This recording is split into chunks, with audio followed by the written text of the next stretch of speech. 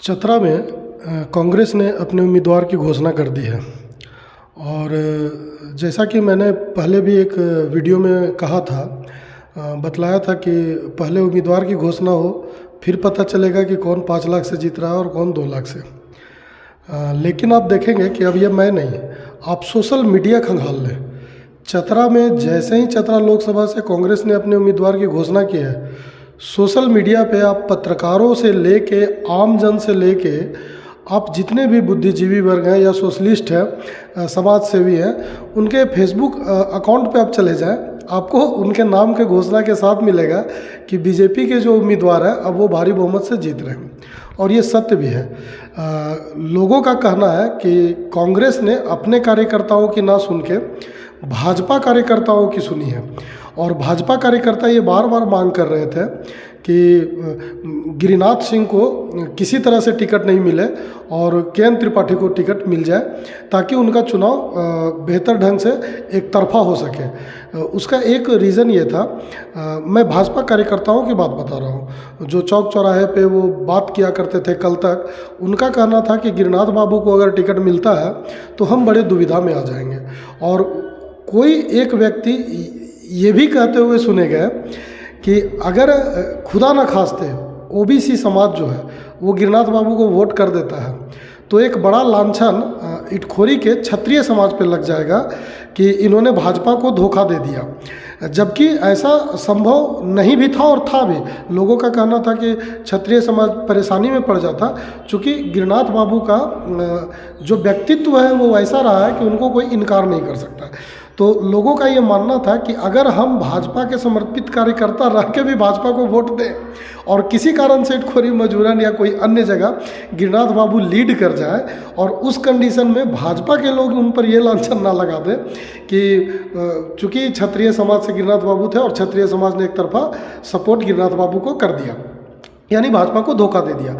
तो गिरिनाथ बाबू के लिए सोचिए कि लोगों का ये कहना था कि ओबीसी समाज उनको मत कर सकते थे, खुद जो भाजपा कार्यकर्ता थे वो दुविधा में पड़ सकते थे। भाजपा कार्यकर्ताओं के साथ उनका व्यक्तित्व के कारण उनका बेहतर संपर्क रहा। और ऐसे में चौक चौराहे पर लोगों को भाजपा कार्यकर्ताओं को कहते सुना जाता था कि दुविधा में हम ना पड़े, इसके लिए के.एन. त्रिपाठी, एक तरफा वोट हमको भाजपा को देने में आसान होगा। और कांग्रेस ने ठीक वही किया।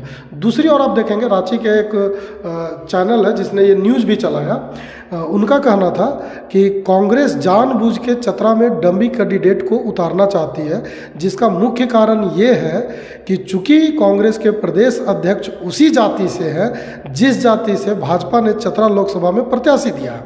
और पूरे देश के लोगों का जो उस समाज से लोग आते हैं उन पर कांग्रेस के प्रदेश अध्यक्ष के ऊपर दबाव था कि आप इस बार चतरा में डमी कैंडिडेट दें, ताकि हम भविष्य में आपका खुलकर पूर्ण सहमति आपके तरफ से कर सकें, आपके लिए कर सकें। तो ये तरह तरह की बातें थी। और अब चूँकि मैं भी ये बात अब स्पष्ट तौर से कह सकता हूँ, चूँकि आप देखेंगे सिमरिया विधानसभा और चतरा विधानसभा में, मैं बाकी 3 विधानसभाओं की बात नहीं करूँगा, चतरा लोकसभा में 5 विधानसभा है, लेकिन सिमरिया और चतरा विधानसभा में के.एन. त्रिपाठी का अब तक, हो सकता है कि आज के बाद, चूंकि मैं एक एग्जांपल भी दे दूं, किसी व्यक्ति को कम नहीं आंकना चाहिए। रीज़न ये है कि जोगेंद्र बैठा को जब कांग्रेस ने टिकट दिया तो इटखोरी, यानी जहां उनका घर है इटखोरी मजूरन, वहीं के लोग ये नहीं समझ पाए कि इनको वोट मिलेगा और वहां के लोगों ने उनको मत नहीं दिया। जबकि टंडवा, सिमरिया, अन्य प्रखंडों में जोगेंद्र नाथ बैठा को अपने निवास स्थान, अपने जन्म स्थल से ज़्यादा मत जो है वो प्राप्त हुए और बेहतर अच्छे मत प्राप्त हुए। तो मैं ये नहीं कहता कि के.एन. त्रिपाठी बिल्कुल चुनाव हार गए हैं, लेकिन मैं ये जरूर कह सकता हूँ कि सिमरिया विधानसभा और चतरा विधानसभा में अब तक उनका कोई छाप नहीं है। अब आज से उनका दौरा प्रारंभ हुआ है, पता नहीं वो क्या छाप छोड़ पाते हैं, लोगों को किस तरह से रिझा पाते हैं, लोगों को कितना अपनी ओर कर पाते हैं। लेकिन ये बात तय है कि अभी तक अब जो है वो कालीचरण सिंह की जीत स्पष्ट भारी बहुमत से दिखाई पड़ रही है। और हो सकता है कि पूरे, चूँकि इस बार झारखंड में बीजेपी का वो लहर नहीं है जो पिछले मरतबा था कि हर जगह 3.5 लाख से जीत रहे, 4.5 से जीत रहे, कहीं 4.25 से भी जीत रहे। इस बार हर जगह टक्कर है। और ऐसी स्थिति में एक चतरा लोकसभा ही ऐसा है जो एक तरफा मुकाबला होने की प्रबल संभावना उम्मीदवार, कांग्रेस उम्मीदवार घोषणा के बाद हो रही है।